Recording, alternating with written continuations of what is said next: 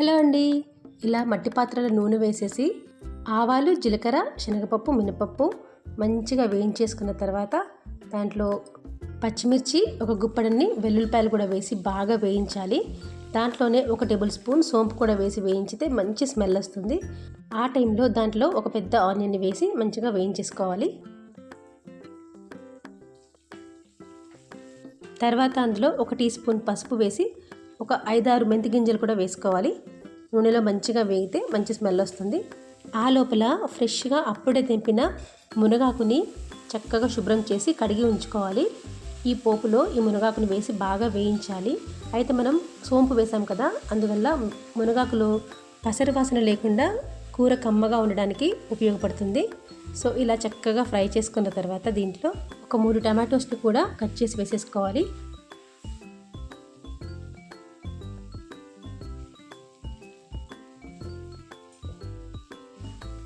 Tomatoes కొద్దిగా మగ్గిపోయాక నానబెట్టిన పెసరపప్పుని కూడా వేసుకొని మంచిగా కలిపేసి ఫ్రై చేసి ఆ తర్వాత తగినన్ని వాటర్ పోసుకొని పప్పు, మునగాకు మంచిగా ఉడికే వరకు చిన్న ఫ్లేమ్ మీద ఉడికించుకోవాలి. చూడండి, పప్పు మొత్తం ఫ్రై అయిపోయింది. ఇప్పుడు తగినన్ని వాటర్ పోసుకొని సరిపడా కారం పొడి, ఉప్పు అవన్నీ వేసేసుకొని చక్కగా పప్పు, మునగాకు బాగా ఉడికే వరకు ఉడికించుకోవాలి.